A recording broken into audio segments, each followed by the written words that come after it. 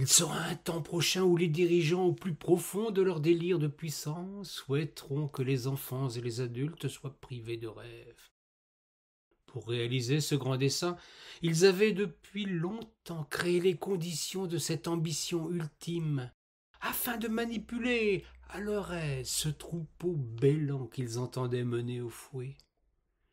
Tout était parti de la volonté d'une femme, mère de Poitiers, qui entendait briser le rêve d'Icare, brûler les ailes de toute la jeunesse. Acceptez de vous projeter dans les temps futurs, à moins qu'il ne soit déjà en place, afin que je puisse vous narrer le déroulement de cette effroyable manipulation. Les humains d'alors s'étaient à ce point connectés avec tout un environnement virtuel, numérique, qu'ils en avaient perdu petit à petit la capacité de peupler leur nuit de songes, de cauchemars ou de jolis moments oniriques de leur propre conception.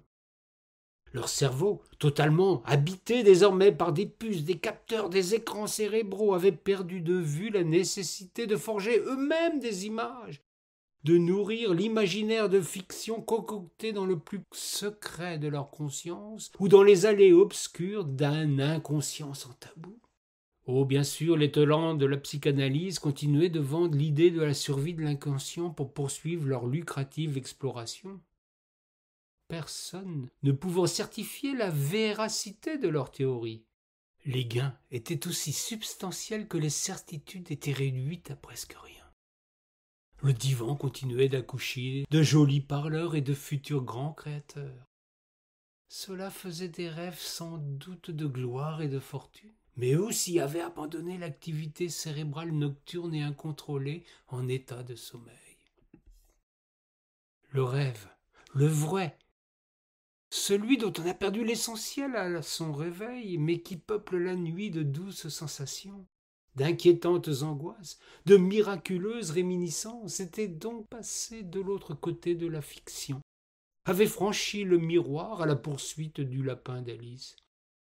Il habitait encore les livres, Le Petit Prince en tête de liste, les films d'animation et les autres récits d'antan, les mythes de jadis, mais plus personne ne disposait désormais de cette merveilleuse liberté de la pensée vagabonde incontrôlée.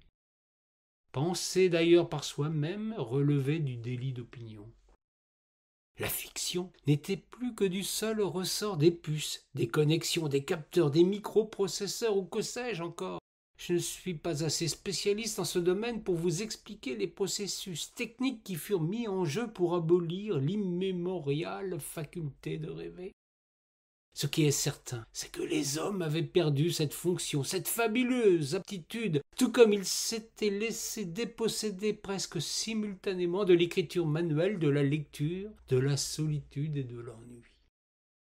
Ces compétences ancestrales, ces comportements ataviques étaient rapidement devenus dangereux, subversifs, délictueux tout autant que contre-productifs, avant qu'un pouvoir absolu ne se charge non plus seulement de les interdire, mais de les rendre parfaitement archaïques, obsolètes, désuets et inutiles.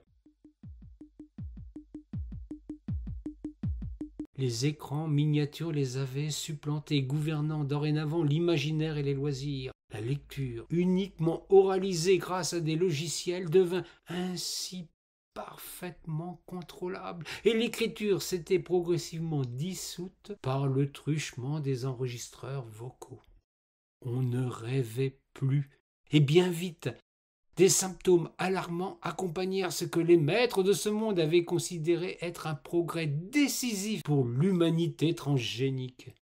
Des insomnies, des crises d'angoisse, des suicides en nombre considérable touchèrent la population. L'idée germa alors qu'il fallait mettre en place un ersatz de ce qui avait disparu à jamais. Des rêves, certes, mais parfaitement contrôlés, estampillés, vérifiés et validés par le pouvoir mondial en place. La banque des rêves vit le jour.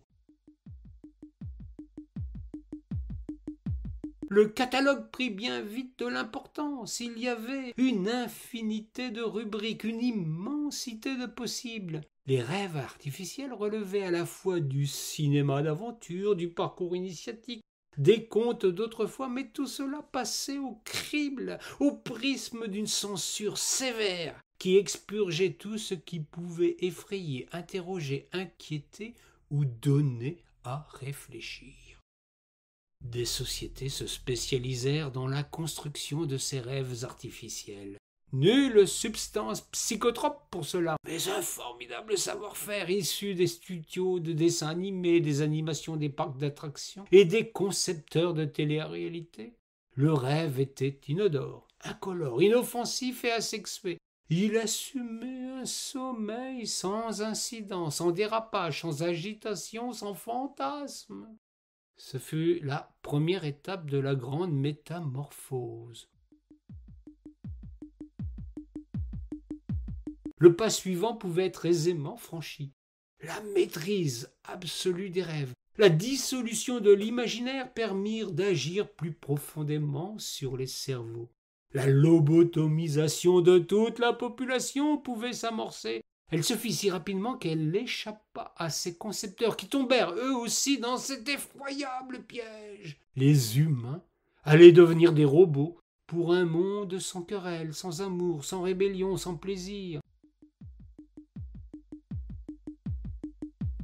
Les machines avaient totalement pris le contrôle et par là même le pouvoir. Personne n'avait fomenté cette ultime révolution.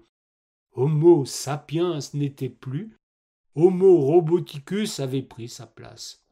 Tout cela s'était passé en douceur, insidieusement, tranquillement. Les ordinateurs gouvernèrent quelque temps. N'ayant aucune conscience planétaire, ces belles machines ne purent s'adapter au dérèglement climatique. La surchauffe leur fut fatale. En très peu de temps, tous furent mis hors d'état de fonctionner. Les robots se trouvèrent totalement démunis en l'absence de toute consigne et perdirent vite la raison. La planète se mourait, mais au moins avait-elle eu la satisfaction de voir disparaître avant elle la cause de tous ces maux. Mon frère est mort hier au milieu du désert. Je suis maintenant le dernier humain de la terre. Au fond, l'intelligence qu'on nous avait donnée n'aura été qu'un beau cadeau empoisonné, car il ne reste que quelques minutes à la vie. Tout au plus quelques heures, je sens que je faiblis. Je ne peux plus marcher, j'ai peine à respirer. Adieu l'humanité, adieu l'humanité.